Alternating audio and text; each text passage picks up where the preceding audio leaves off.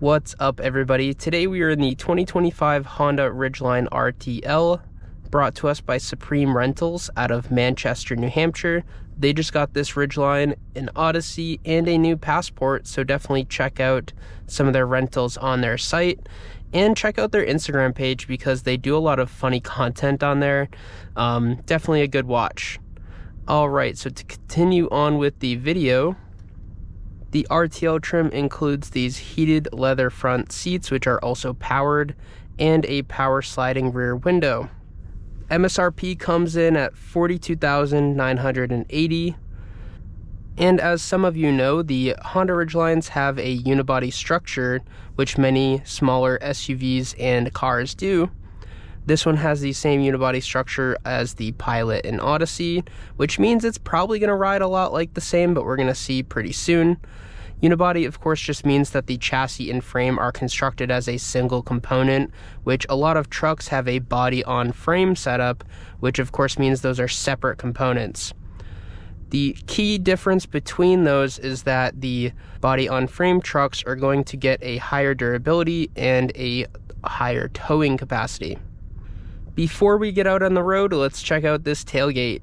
So we have two ways to open this tailgate, which is pretty cool. We can open it from the top, which is a traditional way, and it also opens from the side. And inside this 5-foot bed is also its own trunk, which includes a spare tire. So sitting behind myself in the rear seats, I'm 5'9". I have about 2 inches of legroom, and we have 2 HVAC vents here, cup holders, and a little 12-volt outlet down here. A nice part about this back seat is we have the rear window too, which is powered and opens on its own. We also have leather trim and 2 additional cup holders, 1 on each door card. Overall, these back seats are a fairly nice place to be, and it reminds me a lot of the Honda Pilot, which, you know, in my family, we actually do have one. All right, let's get this thing out on the road. Of course, we have this funky Honda shifter, which we experienced in the Odyssey we reviewed a few weeks ago. Basically, we have a park button here. This is reverse, which we can see our lovely backup camera. Has a little bit of a distorted bird's eye view to it, but we also have different view selections, and of course we have parking sensors, which is nice. Neutral has its own little button, and then drive and sport have a shared button, along with a terrain mode down here and auto start stop off. And so terrain mode shows in your gauge cluster. You can have snow, mud, sand, and normal. So we have dual climate in these front seats, and rear settings have their own selection here.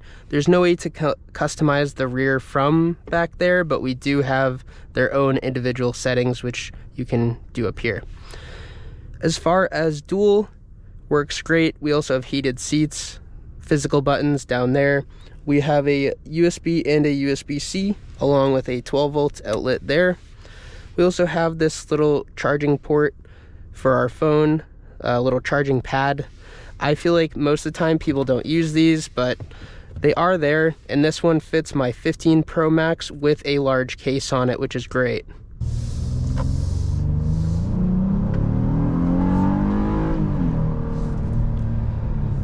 So powering this Honda Ridgeline, we have a 3.5-liter naturally aspirated V6, which makes 280 horsepower, 262 pound-feet of torque. This is the same powertrain that's in the Odyssey, but we do have a 9-speed automatic transmission instead of the 10-speed, which is in the Odyssey. We also have all-wheel drive in here, and a towing capacity of 5,000 pounds. So with the 5-foot bed and a, mid-level towing capacity, this might not be for the traditional truck person, but someone who's maybe looking for an SUV that has SUV characteristics, but wants a truck bed that they can use from time to time, this might be a viable option for them.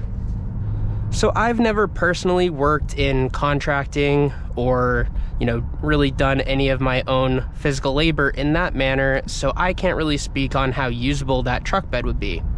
But I had an old coworker who actually has built his own homes over the years, And he was once shopping for a truck, and he actually decided to get a large Forester, Subaru Forester, because he could fit larger pieces of plywood in that than he could in a truck bed, which is 5 feet long.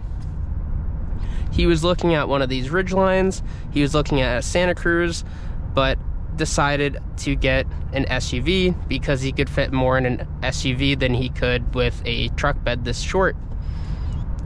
As far as some key features in here, we have keyless entry, push button start. We have a little sunroof here, which provides some, light into the cabin. We have wireless Apple CarPlay and Android Auto, which has worked great in this car and in the Odyssey we drove a few weeks ago. No blips, no errors, no random disconnecting, which I would get sometimes in my Hyundai Elantra. But I think their system in this Honda works great. No complaints there whatsoever. We do have some customizability in our gauge cluster, which is fully digital. Starting to click by the home button on our steering wheel, you can put different displays in there, such as maintenance, tire pressure, fuel economy. I've had the all-wheel drive torque distribution up, just kind of taking a glance at that when I put power down and seeing what happens. Overall, the steering wheel itself is a very nice design. It's quite ergonomic and is leather wrapped. We don't have heat on this one, unfortunately, but we do get these really cheap feeling paddle shifters, which honestly in a Honda Ridgeline you probably won't use, but they are there. We also have adaptive cruise control, which you can hit the cruise control button, hold it, and it'll turn into regular cruise control if that's something you desire rather than adaptive. Adaptive has 4 settings, which you can, adjust the distance between you and the car in front of you, which is nice.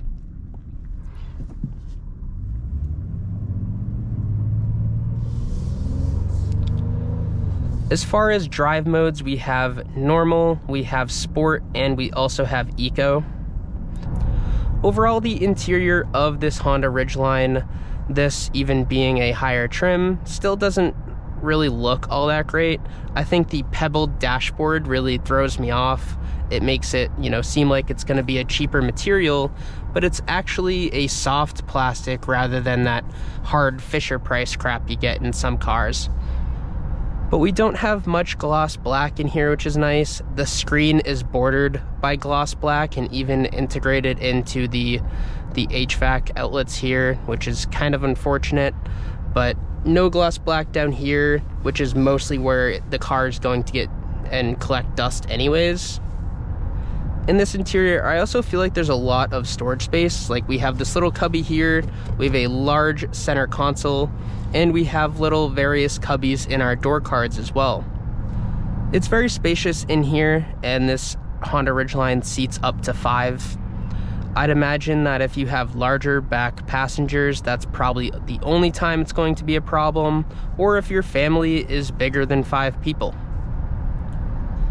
We also have physical buttons for our lane keep assist, for our emergency braking and traction control. The driver's seat has memory control, which I do appreciate. So if there's, like a husband or a wife, or basically 2 people who own this thing and drive it, who are various heights and sizes, they can just hit their button and the car will do the rest.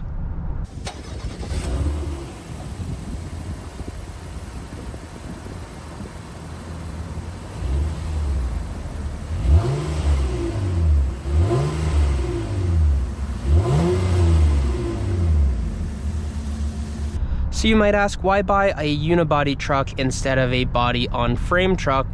And most of that has to do with ride quality. Of course, because this is a unibody structure which shares the same platform as the Odyssey and Pilot, that's why we are limited by what size truck bed we can have while also having a 4-door cabin setup. And there's no adjustments to that. You can't get a 2-door Honda Ridgeline. You can't even get a different powertrain. The V6 is all you get. And so all those customizability, when you're ordering a Honda Ridgeline, that is just out the door. Really what you're going to be looking at is different features you can include in this truck. But so back to the body on frame setup. That is where you're going to get a better towing capacity. You're going to have the ability to have a larger bed. Of course, if Honda made their own unibody structured platform for the Ridgeline alone, that's going to be very costly for them, and I'd imagine that's why they don't do it. But that's how they would be able to have a larger bed unless they were to switch to a body on frame setup, which none of their other cars have. So that's really the problem that they've ran into with these Honda Ridgelines, is they wanted to keep selling it, and I think, you know, sales over the years have definitely gone down on these compared to, you know, say in 2012, which my father-in-law had one of those, and that just was a lot more truck-like and, you know, had some ruggedness to it and a boxier setup, and that truck was just overall more appealing to people who are looking to buy trucks. And frankly, the design of these Honda Ridgelines have really altered themselves to be more of a Honda Pilot, like a, you know, an SUV slash crossover with a bed. So they kind of look odd. I don't think they look good. Honestly, if I were in the market for a truck, I would still opt for something, you know, in this price range, but I would opt for something that has a larger, more usable bed. I just think that's the better way to go about it. But still, you know, this thing rides lovely for what it is. So one characteristic I realized about this Honda Ridgeline is that this 9-speed automatic, when you're shifting it into drive and then into reverse and back to drive, say you're kind of doing a 3-point turn, you'll realize that it kind of lunges forward. And if you're in a tight parking lot or a tight situation that you're trying to get out of with the 3-point turn, you might accidentally hit somebody just from that lunge alone. So you definitely have to be careful about applying throttle and making sure your foot is on the brake in case that's to happen when you're doing a 3-point turn. And I didn't experience that with the 10-speed automatic in the Honda Odyssey, so I'm wondering if that's a characteristic of this 9-speed alone. They still ride nice. There's tons of good features in here, such as the power rear window, the sunroof, the keyless entry, the push-button start, dual climate control, heated seats, Android Auto and Apple CarPlay, which are wireless. And Honda's infotainment system alone is very easy to use, but you know, that's in all their cars. So with that being said, if you are in the market for a truck, definitely give the Honda Ridgeline a consideration if you don't need a large bed. But if you need a bed bigger than 5 feet, you're not going to get one with the Honda Ridgeline because there's no configuration, as I've said before. With that being said, thank you for watching this Auto Joe review on the 2025 Honda Ridgeline RTL. Don't forget to like, don't forget to subscribe, and I will see you all next time. Bye-bye.